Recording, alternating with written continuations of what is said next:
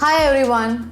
India in the year 2021 made a record $55.7 billion of gold imports, which is more than double of previous year's imports both in terms of tonnage and price. And this made India the second largest gold importer in the world, just behind Switzerland.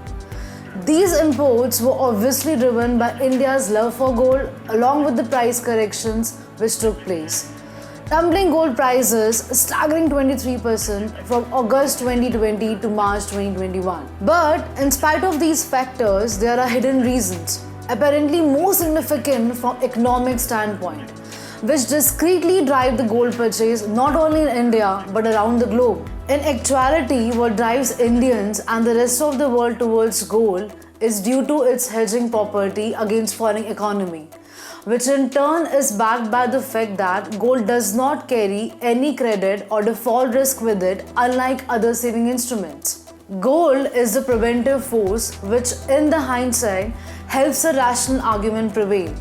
That is, to protect oneself against high inflation and market volatility. This is the reason why gold since generations in India has been considered as an alternate saving instrument in the expectations of higher gold prices. People perceive gold as something to pass on to from one generation to the next, so that every generation can preserve wealth, although unaware of the economic reasonings behind its relevance. So today we'll be discussing how gold serves as a hedge against inflation, how its prices are determined and affected by the Reserve Bank of India's policy changes, and why pegging currencies against gold is not a viable solution for the global market. When we say gold serves as a hedge against inflation, what does this mean exactly in plain simple terms? Well, it means that over long periods of time, gold has been giving higher than inflation returns. Over the last 30 years, if we talk in terms of rupees, gold has provided investors annualized return of 10%, whereas in the last decade itself, it has provided 11% returns. When we compare this to the CPI inflation index, which has compounded to 6.3% in the past decade, gold has beaten inflation by almost 5%. Not only this, during the 2008 global financial crisis, Nifty 50 fell 52%, while gold stayed positive, giving 26% returns. So it's evident from the historical standings that gold does act as a hedge against inflation. But the bigger question here is, why primarily gold is used in hedging against inflation and not any other ornate item such as diamond? Well, let's understand the whole commodity cycle to answer this, and since our question has mentioned diamonds as an example, let's try to understand in its respect. You see guys, the price of every commodity is driven by its demand and supply in the market. Diamonds are commodities which can be synthesized artificially to such extents that it has become almost impossible to differentiate between natural diamonds and synthesized ones. Now, since the production of this commodity is totally in the hands of the manufacturer, unlike gold, which is a rare metal and limited in supply, the cost of diamonds thus becomes a function of two variables: easy availability and the manufacturer. This easy availability makes the production much cheaper and the prices totally in the hands of the manufacturer to be set.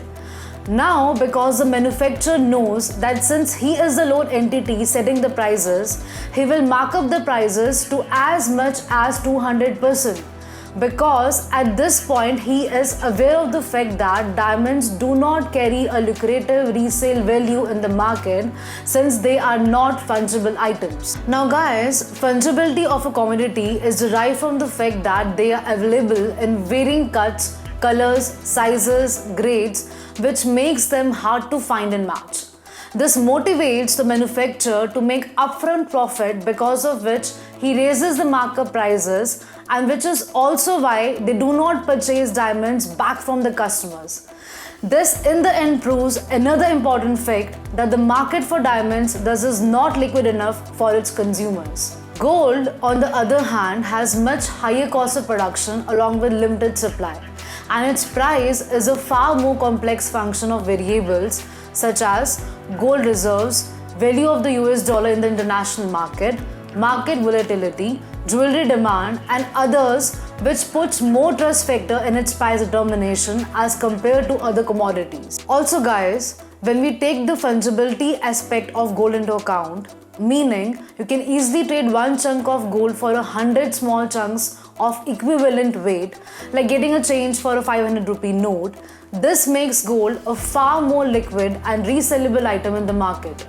These factors, along with the irrefutable fact of the long-standing history and rising prices of gold over longer time periods, has made gold the indisputable champion of hedging commodity. So now we have a clear idea of gold's hedging prowess. But yet another follow-up question arises that what relationship does gold have with factors like repo rate and inflation rate along which the hedging takes place? Before diving straight to the explanation, let's understand what are repo rate and inflation rate and how they drive the price of gold. Repo rate is the interest rate at which the commercial banks such as HDFC, ICICI and others borrow money from the Reserve Bank of India. This is RBI's most frequently used tool to help curb the inflation rate. As the RBI increases the repo rate, which is the borrowing rate for the banks in turn reflect this into their loan products by increasing the interest rates of the loans offered. Now, since the loans become more expensive due to higher interest rates, people would refrain from buying loans in higher rates, thus reducing the purchasing power of the public. This will then result in reduced investments in gold as well and ultimately will reduce the price of gold. Inflation rate, as we know, is the rate at which the prices of products keep on rising and makes the products or commodities more expensive for the consumers.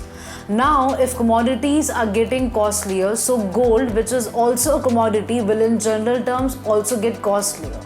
But the question is, what drives the prices of gold when inflation rises? Well folks, as we discussed earlier, gold has a lot of production cost associated to it. As we try to mine more of gold from deeper trenches, the cost of production keeps rising, especially with inflation looming around. This is defined as gold's internal inflation rate. Gold's monetary inflation rate is driven by the relative currencies by which the price of gold is being measured. As inflation rises, currency loses its power and you are able to fetch lesser quantity of gold with same amount of currency. This is why gold's price has been increasing over more than 3 decades now. And this monetary inflation is what drives higher prices of gold at times of inflation.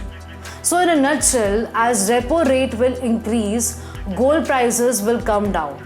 And as inflation will increase, gold prices will appreciate, thus creating a hedge against inflation yet again. But then the question arises that if gold has such great properties which help in protecting investors' wealth from economic downturns, then why are our currencies not driven by gold? Let's turn to history for this answer. During the 1920s, every currency was backed by gold and everybody could exchange this paper money to equivalent gold. This was known as the gold standard. Now, if gold will be driving the prices of currencies, that means when we have 100 grams gold and if one currency note is equal to 1 gram gold, then we can have 100 notes of one currency in the economy. So obviously, this would put restraint on the money supply and the economy since there will be limited notes which the Reserve Bank can print. And in times of economic downturn, as happened during the Great Depression of 1930s, as the stock market crashed, the currency was put under pressure to be devalued, and devaluation meant printing more money for it to be pegged against equivalent gold and tackle the deflation. This situation could lead everyone to demand for gold instead of currency notes, since they fear imminent devaluation of the notes they carry. Meaning, a 100 currency note could have value of only 10 tomorrow. Now, since currency are driven by gold and people demanded gold in place of currency, this would ultimately deplete the gold reserves totally. And that's the end of gold as we know it. So to prevent this gold trading directly to the hands of consumers, governments now world over hold reserves of gold which are not meant to be traded publicly. and this maintains the flow of gold in the market to maintain equilibrium with the other investment instruments. Guys, we have a lot more to cover in regards to gold's hedging, and we will be covering the remaining content in the second volume of this video, which would include topics such as how gold is serving a pivotal role even today as foundational support for economies. What are gold's other advantages apart from hedging, along with the drawbacks of luggage it carries? Current scenarios of inflation and gold's active participation in these. So, if you like this episode and the content we bring to you, do not forget to hit that like button below and subscribe to the channel. Also, stay tuned for the second volume of the Gold Hedge series. I'll see you all shortly. Mindfulness signing off.